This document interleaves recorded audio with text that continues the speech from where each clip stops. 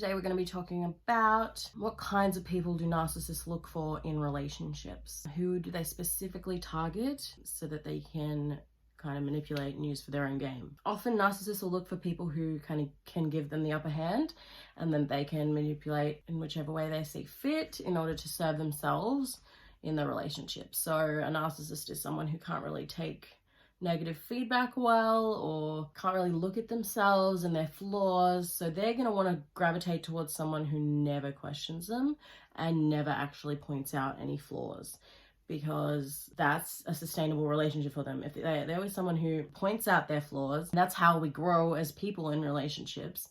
They're going to struggle and it's going to be a full-on fight. So they're going to look for something that's easy for them with someone who's a bit quieter or maybe doesn't know how to communicate that to someone else. They're going to look for people who like to please other people, people who want to make other people happy and really pride themselves on that.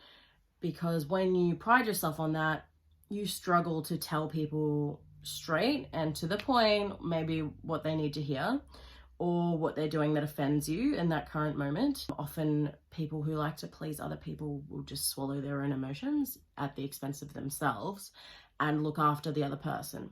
So often you will see this in a narcissistic relationship, that one party is trying so hard to help or look after the other person that they are ultimately hurting themselves. So people who care a lot about upsetting other people's feelings, if you pride yourself on being a nice person, you might be someone who never, ever stands up for themselves or never gets angry, because, you know, that's not an emotion people like to be around. And this plays perfectly into what a narcissist is looking for, because then that way they can pull as crazy behaviors as they want, and you're going to be probably stunned and kind of process that quietly on your own instead of outwardly to them and to others, risking their reputation. People who struggle to say no, often this is part of manipulation. Narcissists will push and push and push. And if you're someone who really struggles to say no because you feel guilt or you're unsure of the consequences of saying no, or if it's just something you feel uncomfortable with, you'd rather say yes and help everyone, they're going to love that. And that's going to play right into their manipulation. So this is something that we need to be cautious of, and note if this is something that maybe you struggle with. This is something you want to be working on, because this is going to help you attract a higher quality partner in 2020. People who dislike conflict and won't fight or argue back. I've always been a big believer in arguments in relationships are healthy and are crucial, so that we can kind of learn how to coexist. Because we are two different people and we have two different ways of doing things, and sometimes those ways align really well and 90% of your relationship will flow, but there'll be that one thing, whether it's money, finances, health, raising your children, whatever it is, there'll be this one thing that you really struggle on, and that's the thing that I encourage you to have conversations about, because that's what's going to help you with the longevity of your relationship. But if you can't actually voice what you need and what you're feeling and what you're struggling with to your partner, this is going to become very one-sided. People who fear being alone. I think a lot of people get into relationships because they have a huge fear of being alone. And I know with women, you get to that certain age and everyone starts asking you, oh, you don't have a boyfriend, what's going on with that, and da-da-da-da, and there's a lot of pressure in today's society not to be single, and I don't know why. I don't agree with that at all, but there is that little niggling voice in the back of our head that says, look, I'd probably rather be in a relationship than by myself.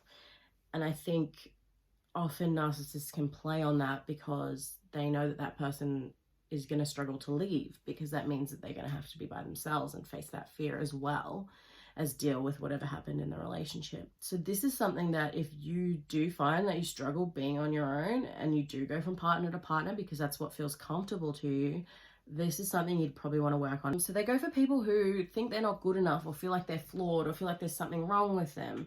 So whether that's you've put on a bit of weight lately and so your self-esteem's gone a bit down and you're feeling a bit uncomfortable, maybe they'll play on that, and in the beginning phases, they'll woo you and they'll say you're beautiful, you're this, you're that. But then in the 6 months in, they'll start using that against you in an argument.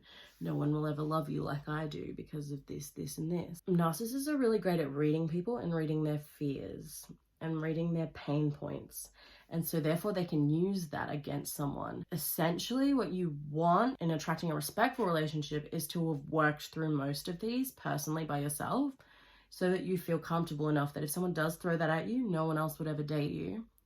You can tell them to shove it, and you can know confidently that you will find someone else who is better for you than this person in front of you. Because I often feel like that's part of the reason why people get stuck in relationships that aren't really right for them. And obviously people who want to help and fix the narcissist problems, the narcissist will always present with some sort of past trauma or relationship with a parent where they're abusive or something, and they will play the victim.